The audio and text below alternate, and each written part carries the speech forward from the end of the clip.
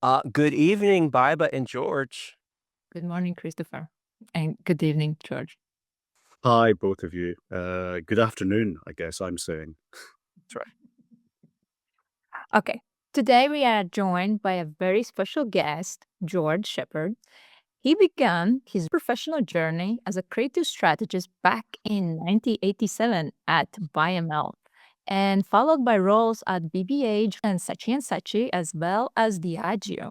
He later moved into creative and consultant roles at Leo Burnett and went on to work with Nike, BBC Creative, Lucasfilm, the studio behind the iconic Star Wars films, and Biden and Kennedy. In 1990, George stepped into the creative director role in Japan at TBWA, continuing his work at Daiko Advertising and later at Dentsu Japan. Perhaps one of the most fascinating chapters in George's career is the compounding of his consultancy, Red Spider, in 1994, which operated until 2021. We will talk more about Red Spider during the conversation, but it's worth noting already that it was truly unique in its approach to working globally long before social media became part of our everyday lives. Of course, it's also worth mentioning that George has been a lecturer and trainer at countless universities and agencies across Europe and beyond. And a very warm welcome to you, George, to the brandLingual podcast. Thank you very much. It's an honor to be here. And I will now hand over to Christopher, who will ask you our big opening question that we are asking to all our guests.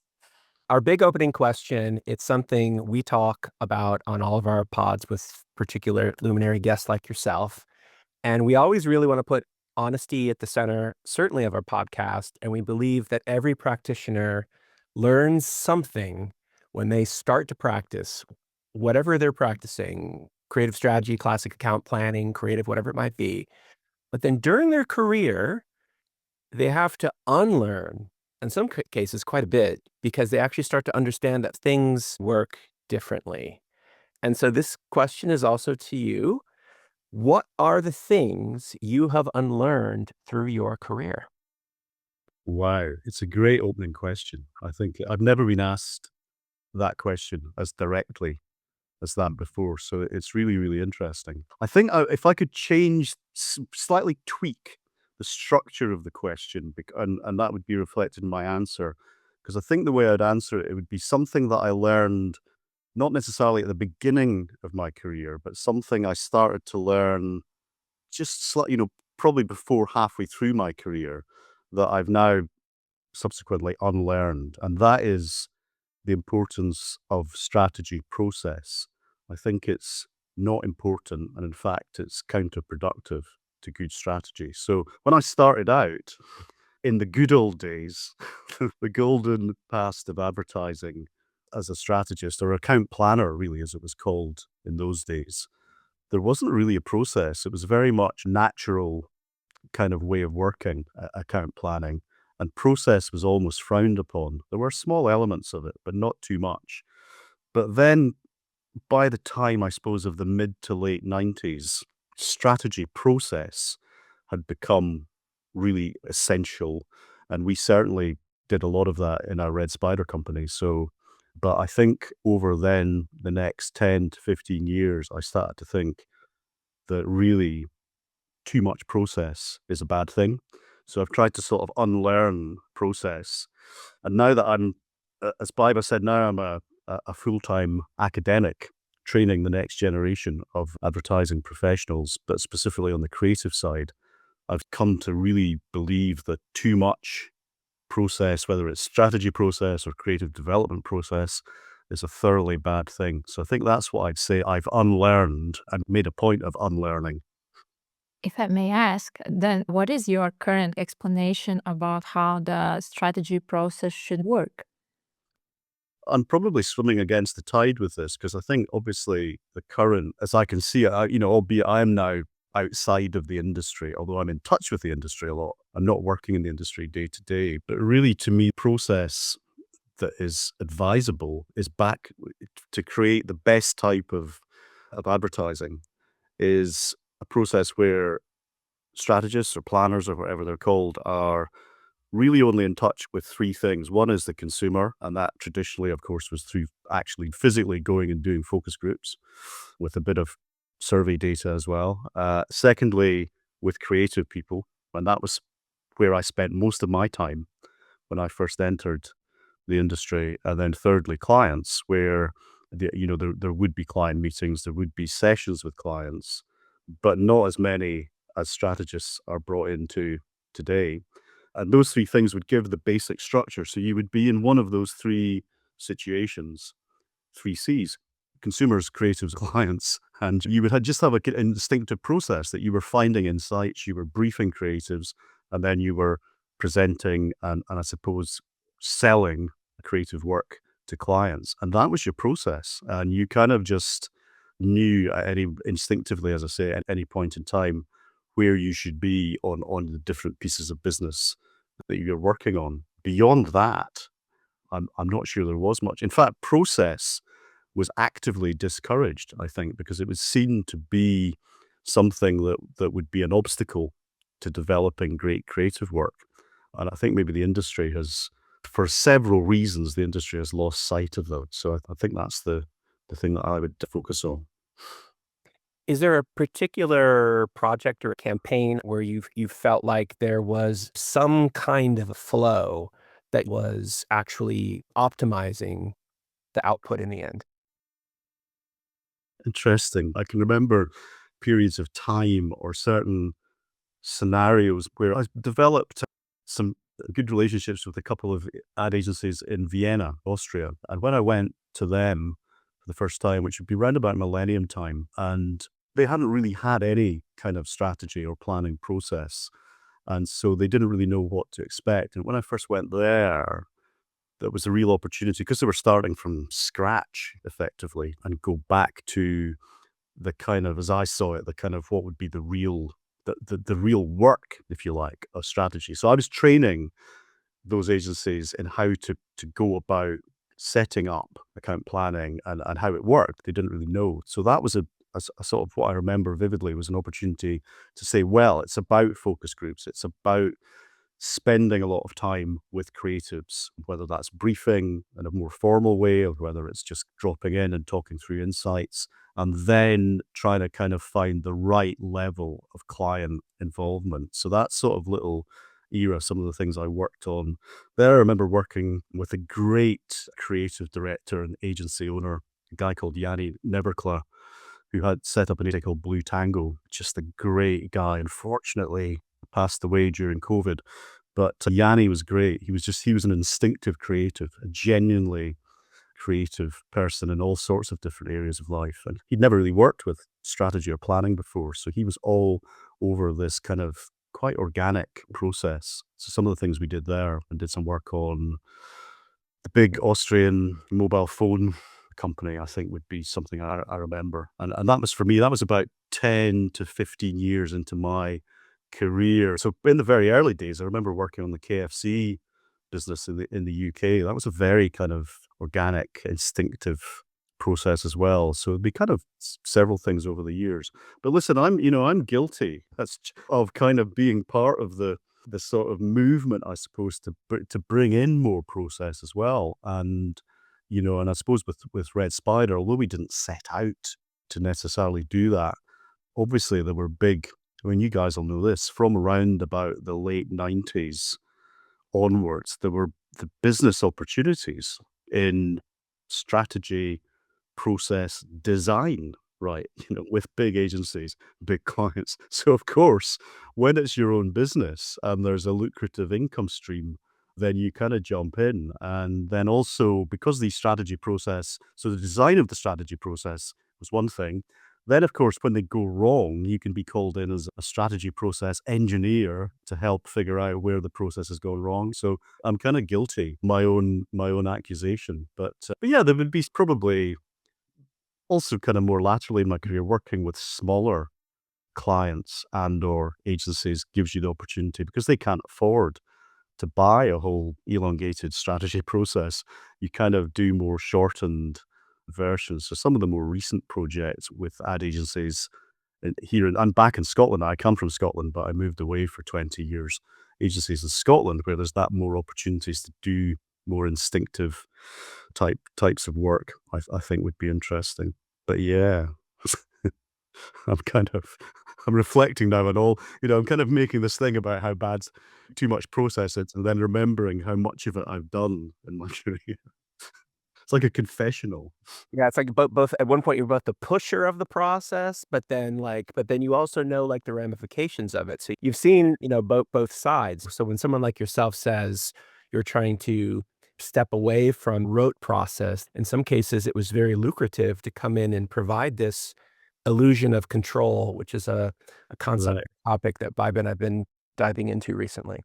Okay, interesting. Yeah, I mean, that's a good way to put it, actually. It's dead right. And I think, obviously we were running our own business, so we had an interest in it. But also I think what I noticed was, and again, you guys would know this, the early noughties where big client companies really kind of went for it in terms they hadn't really had they'd had they'd obviously had strategy process, but not perhaps creative strategy process or even brand strategy process. They'd had for corporate strategy, but they kind of got into it in a big way. The really big players, Unilever, Procter, Nestle, etc., and all of the big agency networks. And I think for me, it was because clients especially felt much more comfortable. Strategy is just a comfort zone for them. It's closer to their own area of work and it's something they understand better. So to me, that's why they dived into it, because they thought, oh, this is easier to control from their point of view rather than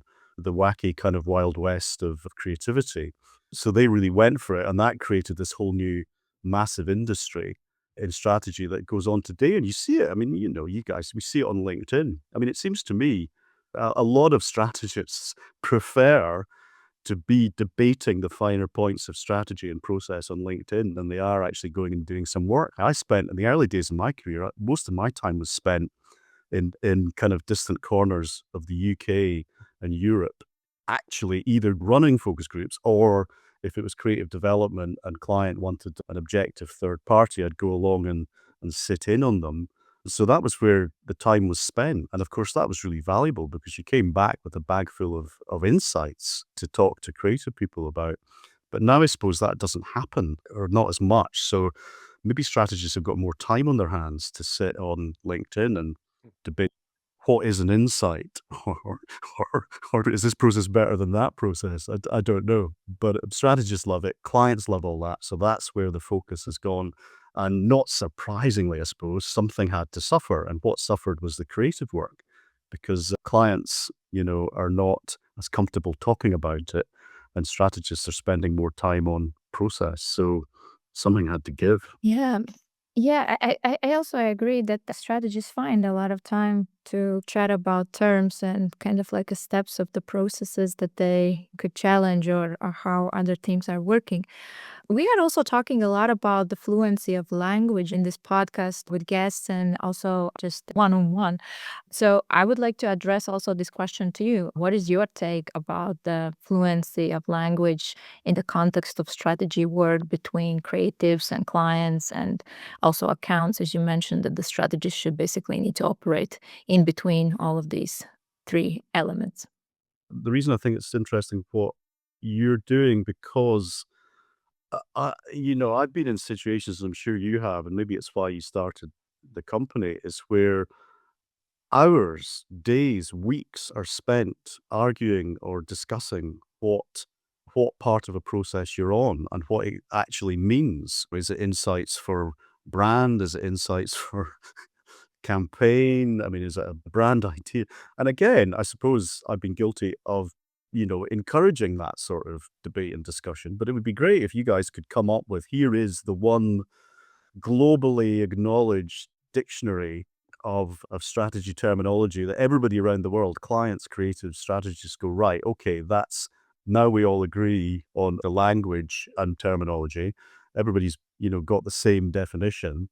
And then we can then get on with actually doing some work, but I suppose there'd be a lot of, big strategy consultancies would not like the sound of that because obviously there's still income to be made from, going around the houses and all of this terminology. But again, I suppose looking back on the best projects, nobody really bothered about those things, especially in the early days of when I started, when it was still very much account planning. And I suppose within that, what I was working on was, although it's now called VML, it was Y&R, Young and Rubicon, when I started, which followed pretty much, because it was in London, although it was a US network, it was the London office, which was, and the strategy planning department I went into was, had quite a few people who'd come from the Bose Massimi Pollitt, the BMP strategy department, which invented the whole thing really in the 70s, although it was the 80s when I was working. And they were not really interested in terminology. It was just about working. It was just about, everybody kind of knew instinctively you had to go and do focus groups to find the insights, to put in the creative brief, to brief the creatives, and then probably there would be some sort of creative development research, and then you'd go and sell it to the client. That was it. I mean, I suppose people did talk about strategy, but that was just like everything that happened before the creative work. People probably talked about insights, I think, but not in the way that we do now with this kind of hushed reverence. It was just like stuff that you found out that might be interesting for creatives. So there wasn't really a lot of language to be debated. I can remember vividly, actually, one of the senior planners in the Young and Rubicon agency, he was working on the Kodak business in the UK. Remember that brand? And he was very good. So I can remember what happened was that Kodak requested that they took this planner to their head office outside London on a secondment for something like 6 months to develop what they were calling their brand strategy. Ooh, wow, a strategy for a brand. That's kind of unusual. And he really did not want to go. He thought this was like a demotion, right? It was being like taken out the Premier League and put into the kind of the next Division 2. And he fought it and he didn't have to go in the end. Kodak were willing to pay a fee, which was unusual, but no way did he want to go because it would take him away from what we all thought was the real job, which was developing campaigns. And he didn't go in the end. But that was the first time I think I'd sort of heard, it was quite early in my career, but I can remember it was the first time I'd really heard the brand strategy. And there was still some debate. What does that mean? And nobody was really that interested. And he didn't, as I say, this guy didn't want to go, but finding some sort of agreed definition, I suppose, or just saying to all the strategists in the world have to follow process A or B, and that's it. And then we just get on and do the work. I think that would be a huge step forward.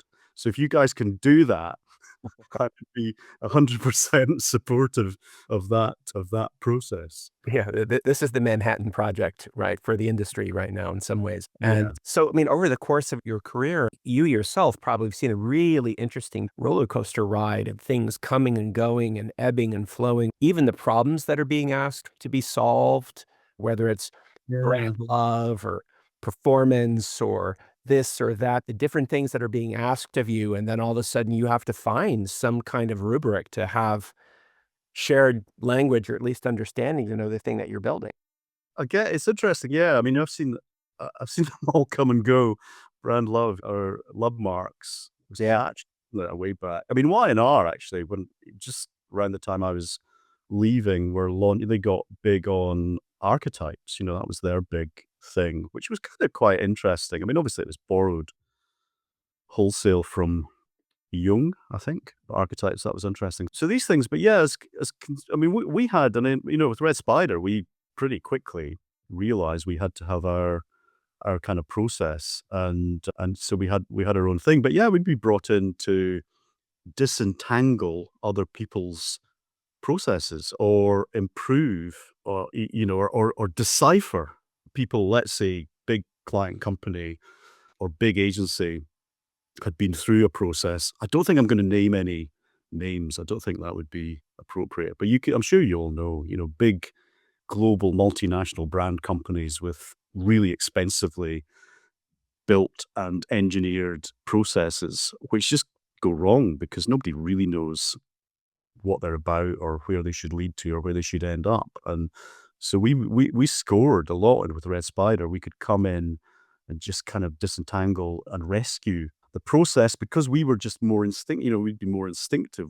We'd find all the good bits. There would be lots of good stuff. There would be some interesting feedback from focus groups. There would be some first creative ideas somewhere, but they wouldn't necessarily be connected. So you would kind of find all the good stuff and put it together in just a much more, I suppose, like a narrative in some ways. But I can't really think of any of these processes that really has stood the test of time or is still there. They go on changing them, they go on developing them, but there's been a lot. I mean, I mean, not so much a kind of a system, but insights as an entity. I'm sort of fascinated by how that has gone over the years. And I can remember vividly getting a call in the late 90s.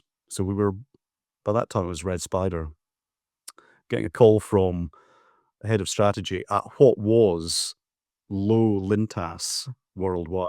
I think it was actually still it was Lintas just as they were starting to merge, who, because we were known for having developed a few strategy tools, really, asked if we had a a tool for insights, which I can remember taking the call and thinking, why would insights are insights. You just do, you do some good focus groups, you get insights, or you have it, But very quickly, or even on the call, thinking, right, okay. So there was a real demand. He was saying, well, I really like if you could create a tool for insights. So which we did, which was pretty good, actually. It was just a kind of question and answer tool. We produced it as almost like a deck of cards, and it was for insight finding, insight mining, we called it. But even that, so that was kind of unusual. I thought that's interesting. I'd never really thought, but because there was a demand there from a client, we did it. And that was just at the point where insights seemed to kind of explode as an entity and still seem to be talked about in this kind of reverential way. Still, I see, I mean, you'll see this as well every day, every week on LinkedIn.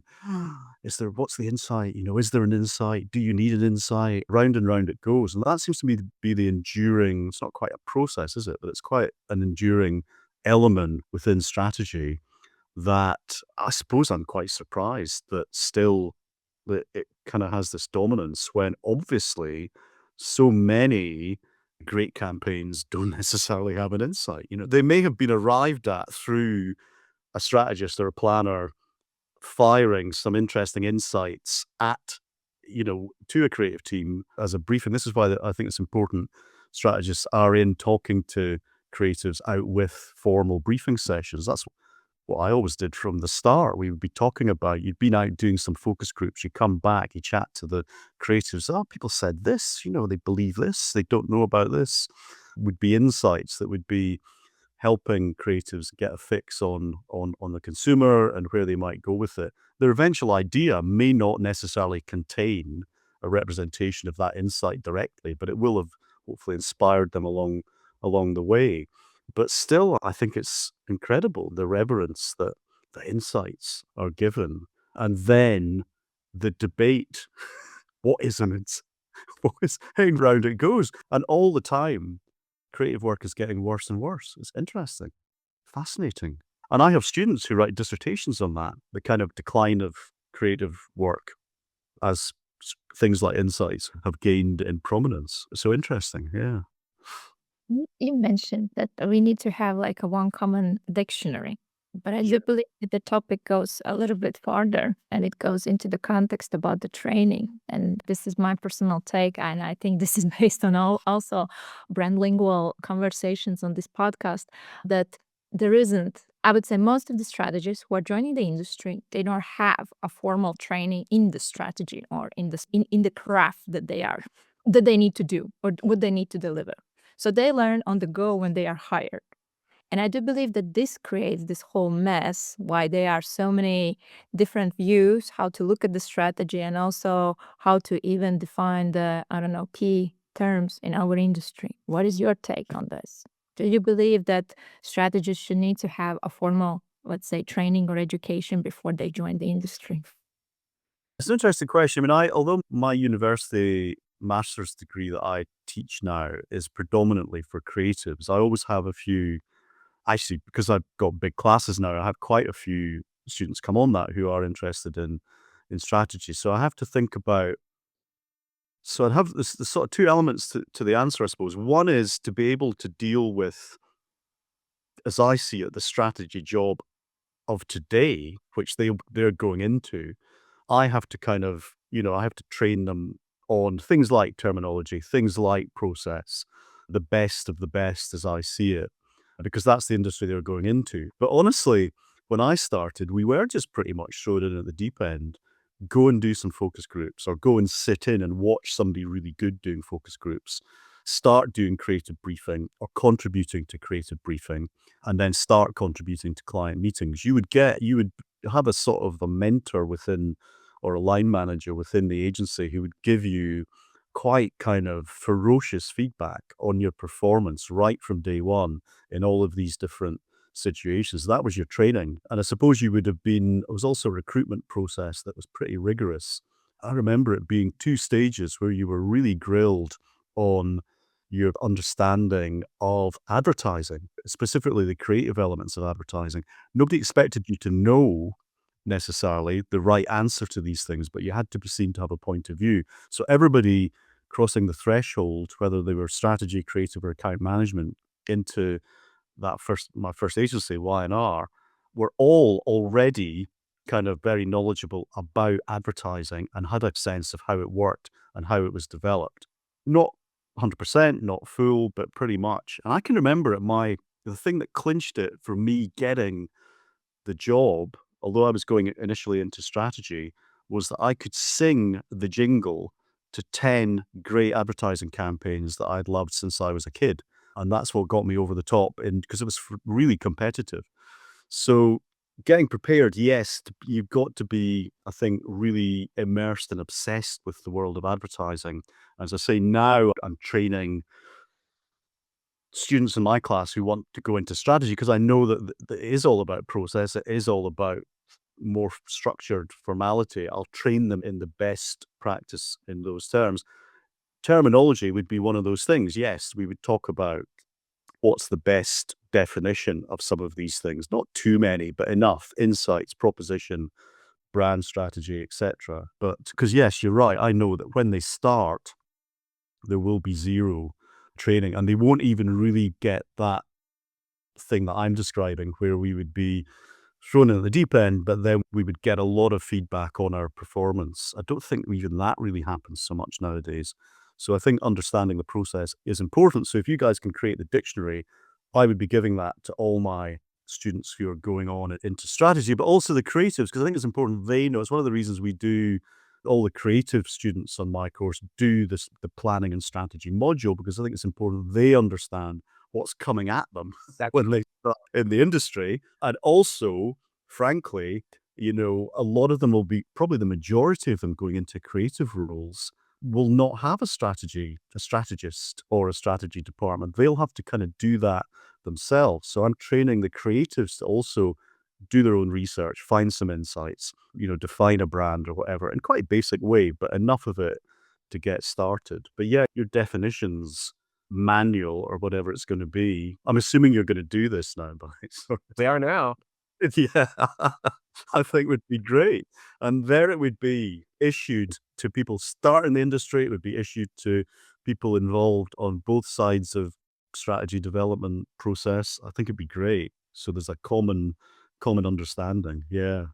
It's possible that we even have our own little deck of cards that we've got a working proof of concept on, that sort of goes through and helps us understand certain core concepts, and that are thrown about, like what really we should be focusing on, and different ways to look at, oh, look, even this one, as opposed to maybe focusing on this. And Insight one is the one that's almost worn away. That's the one you've used most. Correct. I remember the first one we developed. These was in the days when we had acetates, actual slides that you projected. We created them as the pack of cards. I've still got it somewhere. Was almost like X-rays, so that we had the little kind of definition, question, answer, example on a small sort of slide, and we could put that on a projector and project it onto the. So they were quite nice. But yeah, great deck. These things are great. I mean, there's a really good one done by Andy Nairn, founder and head of strategy at Lucky Generals, just called Go Luck Yourself. He's got the book, and he was great. He sent me a bunch of packs of the cards for my students to use, which is kind of problem solving. They're really good, these sort of things, I think. Let me go back to something that you said in the lead up to Biba's question. How do you keep a particular kind of student who might be really into advertising and get so deep into it without them disconnecting from the real world and then assuming that everybody that they're connecting with through what they're designing is in fact paying as much attention. So it's like, it's sometimes our industry can attract a lot of like communications nerds and people who just like long to be in, communication arts or whatever it might be. But in the end, we're designing for a relatively busy, Yeah. disinterested, highly distracted population that doesn't really think much about us. And so sometimes it's like the bubble needs to be burst and we need to connect back with like real people. Yeah. So I think that would be as I say, the briefs and the portfolios. So there would be, a 50-50 split between the type of brief and the type of work in their portfolio. That some would be what you're describing culturally, kind of the people, whether their own age group or their parents or their whoever would go, oh, that's really funny, or that's great, or that's hard hitting. That's really, it could be serious, but it's really hard hitting. That'll be, and then there'll be another element of the portfolio that, as I say, is more straight ahead. Here's what you could do on day one in a big financial services company. Whoa, interesting, right? We'll hire you, and then you're in. So for me, the most important thing is getting them in, albeit making sure they can create campaigns that the outside world, as you say, would go, yeah, that's really good. I love that. But when they look around, they're not seeing so much of that type of advertising out there now. That's the real problem. Whereas 20 whatever years ago they would. So that's something we kind of deal with every day. So I will ask the question to reflect back to the first question that we asked about unlearning, about the career journey to younger talent who are joining the industry. You suggested that, the journey can go back and forth. So my question to you is like, what has been the weirdest, some sort of like role or job that you have took in your career, and what did you learn in that place on that job? I yeah. Uh, God, that's an interesting question. I mean, obviously there would be, because with Red Spider, Charlie Robertson and myself, we worked literally all over the world. So we would quite often go to places that were new to us and culturally unfamiliar, but exciting. And I suppose when we first went to Japan, for example, it was incredibly exciting and great fun, and working with some really, really cool people and doing some really fun things. But the agencies there and how they organize the creative department, I've no idea whether it's still like this, but just how they, in terms of the creative department, was set up. It was set up like a school class. So the creative director or directors would sit on a stage at the front of the room, and all the creatives would be organized in desks like school pupils. And I thought that was kind of interesting. And in those days, most of the creative work was still being, scripts, etc., were being done on paper. They would be typed and then printed off. And I remember one creative director, so creative teams would come up onto the stage to show their work to the creative director. And this one creative director had a shredding machine by his side. And so if he was a script he didn't like, he just immediately put it in the shredder. That is that is brutal. And interestingly, I tell my students that story, and they say that I should do that. They say to me, because they understand that that's the level of kind of feedback they're demanding. But as yet, I haven't really copied that. But that was that was interesting, I think. But so many of these things, just that sort of immersion in different cultures, that I suppose over time, because we went so many different places, we would just we would just assume that things were going to be vastly different and kind of unusual. I mean, the other thing about Japan, of course, is in those days, maybe still, the ad agencies owned the media companies. So there was no separation between the two. So all the media plans for a particular agency would just be the TV station, the newspapers, the websites, or whatever it was that they owned. And so it made media planning incredibly simple. So that was a bit of a learning curve for us as well. But anyway, Maybe this is a, I don't know, bonus question, but you mentioned your late great co-founder of Red Spider, Charlie Robertson. I believe you mentioned passed away in 2018. And when we met previously, I recall very fondly a moment where he was a surprise visitor to the Miami Ad School back when I was a student in their strategy boot camp. And the one very strong memory I have about that was his explaining the reason why he was in the US at that time. And part of what he was doing is he was helping Lucasfilm understand the global cultural significance of the Star Wars franchise prior to the launch of the original prequels, which just leads me to how does someone like yourself come into contact with and get the attention of George Lucas to say, hey, we want someone like Red Spider to go help us understand this magical, faraway sci-fi Western fantasy kingdom that we've created and want to relaunch. it was, yeah, it was, I mean, it was kind of, again, it was sort of out of the blue. It was through a couple of mutual connections. In those days, it was sort of late 1990s, Red Spider, we had a partner who was sitting in New York. And I think probably Charlie also had a contact who had just recently left Wyden and Kennedy when they were still predominantly Portland. But this particular individual from Wyden had gone freelance, I think, and he had the contact with Lucasfilm. And so he put together a team. I don't think Wyden were officially the agency, but they maybe were helping Lucas in some ways. But anyway, he was looking for a really flexible global team to fly around, like you say, gather the insights, but then actually also do the creative work. And because this individual knew Charlie, and I think the guy that we had in New York, and it was being done really quickly. I remember that as well. And we said, well, we can put together, this is what we do. We were already doing that thing. We were pretty flexible, just flying around and using freelance people in different places. So we kind of got the gig, which was just like extraordinary. I'm not sure George Lucas at any point had kind of signed it off, but we did when we did go to Lucas Ranch a couple of times.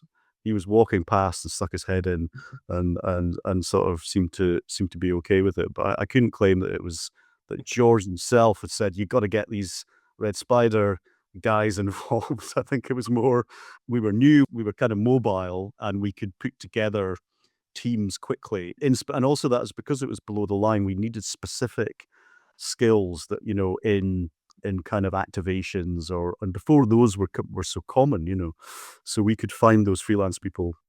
That's how we got the business. And it was just incredible. And on the back of that, we got another really cool piece of Lucas business, which doesn't really exist anymore. It was called Lucas Education, which was really nice digital learning products, build R2D2, build C3PO kind of on a CD-ROM, I suppose, in those days. And we got the business for that as well. So we were also back in Lucasfilm working on that. Sadly, I don't think it exists anymore, but it was a really nice product. But so yeah, it was, but the industry back then was more, it was just more spontaneous. So the notion of this bunch of unusual characters based around London who just hadn't started up for very long.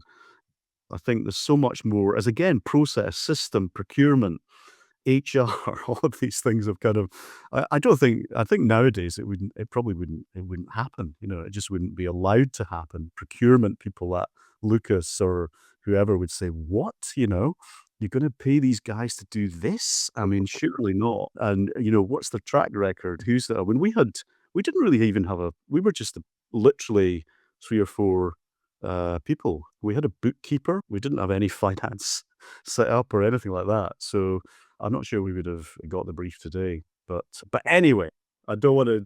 Let's not dwell on a supposed Yeah. gold. That was a long time ago in a galaxy far away. We got no, that's but no, what wonderful story. It's very rare I get to sit on a screen and ask someone such a question, so I was definitely going to not miss my shot. Good, good.